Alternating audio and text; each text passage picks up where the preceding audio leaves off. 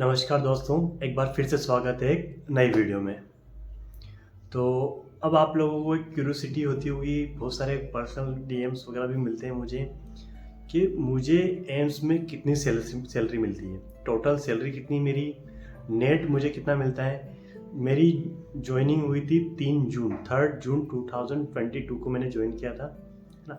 मैंने नॉर्सेट 2021 क्लियर किया था, जिसकी मेरी ज्वाइनिंग आई थी 2022 में जून में आई थी। तो 3 जून को मैंने ज्वाइन किया था। तो अभी ऑलमोस्ट मुझे 1 ईयर होने को आया है ना, 1 मंथ बचा है अभी, तो मुझे हो जाएगा, 1 ईयर हो जाएगा।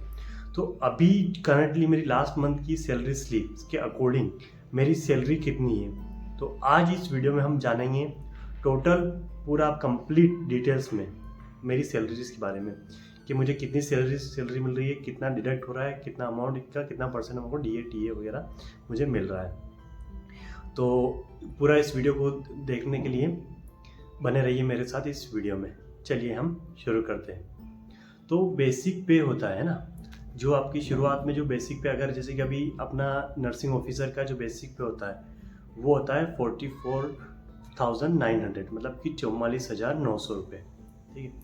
अब मेरा एक इंक्रीमेंट लग चुका है, मैंने जून में ज्वाइन किया था, तो मेरा जो इंक्रीमेंट है जो जनवरी में एक इंक्रीमेंट लग चुका है। तो मेरा जो बेसिक पे हो गया है अब 46,200, मतलब 46,200 मेरा बेसिक पे हो चुका है।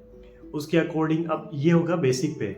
अब इसी बेसिक पे के आधार पे आपको डीए टीए, ठीक है, आपका जो यूनिफॉर्म अलाउंसेस वगैरह, ठीक है, और आपका जो एचआर है, इनका परसेंट मिलता है। जैसे कि अब डीए होता है, डीए पहले 38 था, ठीक है, अब इस सैलरी से हमारा 42% हमारा डीए हो चुका है। तो 42%, मतलब कि जो अपने जो बेसिक पे है, तो बेसिक पे मेरा हो गया अभी 46,200, तो उसका मेरे को 42% मेरे को डीए मिलता है। डीए होता है डेयरिंग अलाउंस, जिसको हम महंगाई भत्ता भी बोलते हैं, ठीक है। तो वो मुझे मिलता है 19,404, 19,404 रुपये मुझे मेरा डीए मतलब होता है महंगाई भत्ता जो मिलता है मुझे। तो ये कितना हो गया, बेसिक पे का 42% हमें को मिलता है। ये जैसे जैसे महंगाई बढ़ती रहती है आपको इंक्रीमेंट होता रहता है आपके हिसाब से। अब बात करते हैं एचआरए का, होता है ना। एचआरए होता है जो हमारा होम के लिए, रहने के लिए, जो हमें एम्स के द्वारा से पैसे मिलता है। अगर किसी ने एम्स में ही अगर आपको मिले हुए फ्लैट मिले हुए, आपको रहने के लिए अकोमोडेशन मिला हुआ, तो आपको एचआरए नहीं मिलेगा। आपने आउटसाइड लिया हुआ है तो आपको एचआरए मिलेगा। तो एचआरए फिक्स होता है, 18% आपको एचआरए मिलता है सैलरी का 18% आपको एचआरए मिलता है, जो आपका बेसिक पे, नोट की ग्रोस सैलरी पे, ठीक है, ओनली ऑन बेसिक पे का 18%। तो आपके 46,200 का 18% होता है, जो 8,316 रुपये, ठीक है, वो मुझे यहाँ पे एचआरए के रूप में मेरे अकाउंट में क्रेडिट होता है। तो अभी हम बात कर रहे हैं क्रेडिट अमाउंट की, है ना, जितना क्रेडिट हो रहा है वो बता रहा हूँ आपको, फिर बताऊँगा डिडक्ट कितना होता है अपनी सैलरीज में। तो पूरे इस वीडियो में हम पूरी डिटेल्स में बात करने वाले हैं। तो डीए हो गया 42%, एचआर हो गया 18% सैलरी बेसिक पे का, ठीक है। अब इसमें होता है ट्रैवलिंग अलाउंस मिलता है हमें, जो कि फिक्स होता है 1800 आपको मिलते हैं मंथली, जो फिक्स होता है। इसमें आपको परसेंटेज वगैरह रहता है, ये फिक्स आपका 1800 आपको मिलना है, 1,800 रुपये मंथली मिलते हैं। फिर डीए और टीए मिला के तो आपको कंबाइन मिलता है, एक मिलता है 756 रुपीज़ आपको मिलते हैं, 756 रुपये मिलते हैं आपको, ये आपकी सैलरीज में ऐड होते हैं आपके। अब होता है नर्सिंग अलाउंस भी फिक्स होता है, ठीक है। ये भी आपको मतलब ये एम्स, ओवरऑल एम्स की बता रहा हूँ मैं, ओवरऑल एम्स में आपको ये सब चीज़ें मिल जाएगी आपको, ठीक है। वेरिएशन आता है केवल एचआरए का, जो कि XYZ की कैटेगरी के हिसाब से होता है, तो वो थोड़ा वेरिएशन आता है। अदरवाइज बाकी सारी चीज़ें सेम रहने वाली है। तो जो नर्सिंग अलाउंस होता है वो 7,200 रुपीज़ मिलता है, जो कि सारे एम्स में सेम है, और ये आपका सेम रहता है, ठीक है, इसमें वेरिएशन नहीं आता आपका। अब आता है एनपीएस होता है ना, जो अपनी जो न्यू पेंशन स्कीम जो लागू होती है उसके अकॉर्डिंग आपका सैलरी में वो भी ऐड होता है। तो एनपीएस होता है, सी होता है ना, एक होता है सी होता है, एक डी होता है। जो एनपीएस सी होता है जो हमारी सैलरी में से डिडक्ट होता है, तो ये बनता है आपको 9,185 रुपीज़ अपनी सैलरी में क्रेडिट होता है, ठीक है। ये आपको अभी तो क्रेडिट हो रहा है, फिर आपका डिडक्शन अमाउंट से भी डिडक्ट होना है, ठीक है।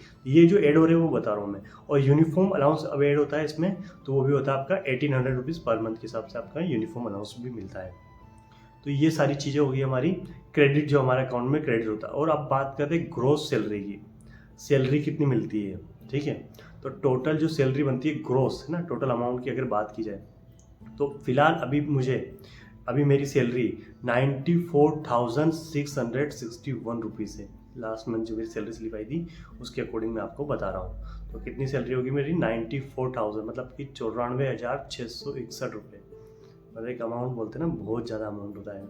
तो ये मेरा अभी ग्रोस सैलरी है, जितना मुझे अभी टोटल अभी ग्रोस सैलरी मेरी बन रही है। अब बात करते हैं कि इतना ही मेरे अकाउंट में आ रहा है, नहीं इतना मेरे अकाउंट में नहीं आ रहा है, इसमें अपना डिडक्ट होता है। अब डिडक्शन अमाउंट की बात कर लेते हैं, डिडक्ट कितना होता है। अब होता है पीटी, होता है प्रोफेशनल टैक्स, जो कि आपका 208 रुपीज़, 208 रुपये आपका डिडक्ट होगा। तो इन 94,661 में से क्या क्या डिडक्ट होना है वो आप इसमें देखा, वो बताते हैं।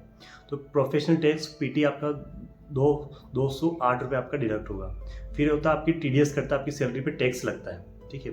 तो टैक्स भी, अब टैक्स का ऐसा है कि कुछ एम्स होते हैं जो टैक्स आपका एवरी मंथ आपके हिसाब से को कटता रहता है, पर कुछ एम्स होते हैं जो कि जनवरी, फेब और मार्च के मंथ में आपका ज़्यादा टैक्स कट लेते हैं, बाद में कम टैक्स करते हैं। तो वो एक टैक्स भी होता है पूरी सैलरी पे, आपका पूरे सालाना पूरे ईयर में जितनी सैलरी बनती है उसके हिसाब से टैक्स करता है। तो वो अपने एम्स की सहूलियत के हिसाब से वो डिडक्ट होता है अमाउंट, ठीक है। तो अभी हमारा जनवरी फेब में ज़्यादा कटा था, तो अब हमारा जो कटता है वो आता है अभी इस मंथ मेरा जो हुआ है वो टैक्स कटा है मेरा 4,800, मतलब कि 4800 रुपये, 4,800 रुपये मेरा टीडीएस कटा है, ठीक है।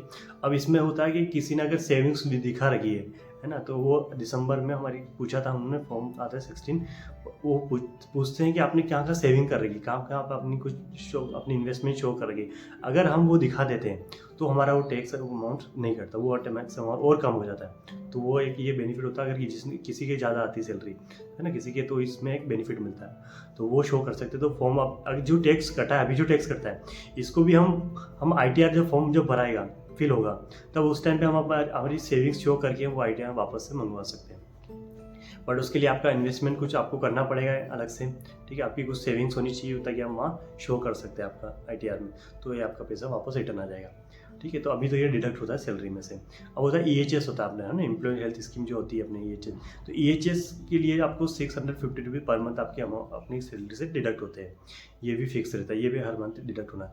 अब जो NPS वाली होती है, जो NPS-C जो हमारे जो अकाउंट में हमारे को सैलरी में ऐड हुई थी, एक तो वो पूरी डिडक्ट होगी 9,185 रुपीज़, प्लस गवर्नमेंट ऐड करती है हमारे, तो गवर्नमेंट जो ऐड करती है हमारा 6,560 रुपीज़ जो ऐड करती है गवर्नमेंट, वो भी आपका डिडक्ट होता है आपके इसमें। तो ये आपकी जो अमाउंट जो डिडक्ट हो रहा है एक्टर से, ये जो डिडक्ट हो रहा है ना NPS वाला, ये आपकी फ्यूचर सेविंग्स के लिए हो रहा है।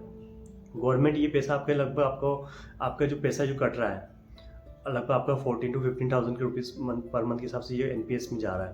तो ये आपको जब आपका रिटायरमेंट होगा तो रिटायरमेंट के टाइम पे आपको ये मिल जाएगा, ठीक है। तो ये आपका एक तरह से आपकी सेविंग्स होगी आपके फ्यूचर के लिए लास्ट में, जो आपकी एक तरह से पेंशन के टाइम में काम आएगी। तो टोटल डिडक्ट अमाउंट की बात करें, डिडक्ट अमाउंट होता है 21,403 रुपीज़।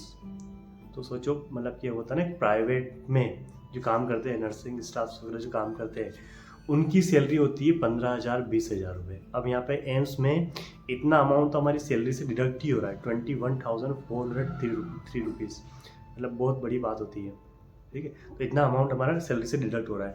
और अब जो फाइनली आप सब लोग जितना वेट कर रहे थे कि मेरे अकाउंट में कितना बैलेंस आता है, मेरे अकाउंट में नेट सैलरी कि टोटल आप बात तो कर ली 94,661 रुपीज़ आए, पर मेरे अकाउंट में कितनी आई, ठीक है। तो अभी मैंने सेविंग्स वगैरह कुछ शो नहीं करेगी, तो मेरा TDS काफ़ी कट गया है। तो उसके अकॉर्डिंग भी अगर मेरी सैलरी अभी अकाउंट में आई है वो है 73,258 रुपीज़, ठीक है। 73,258 रुपीज़, 73,000, मतलब ये अमाउंट भी एक बहुत बड़ा होता है ना कि यार कि हाँ इतना अमाउंट हमारे अकाउंट में नेट हर मंथ आ रहा है, तो एक ये अच्छी बात होती है आपके लिए। तो सैलरी आपकी बहुत अच्छी रहने वाली है एम्स में। किसी भी एम्स में जाएंगे बस HRA का थोड़ा बहुत डिफरेंस आता है, ठीक है, और आपने जो सेविंग्स दिखा रखी है उसका वेरिएशन आ जाता है, ठीक है। बाकी आपका 70,000 के अराउंड तो मान के चलो कि आपका मिल ही जाएगा आपको। तो फिलहाल मेरी जो सैलरी अकाउंट में क्रेडिट हो रही है वो 73,000 प्लस मेरी सैलरी अकाउंट में क्रेडिट हो रही है। तो आपकी क्वेरी होगी तो आज फुल्ली आपको पूरा कंक्लूजन मिल चुका हो गया, ठीक है।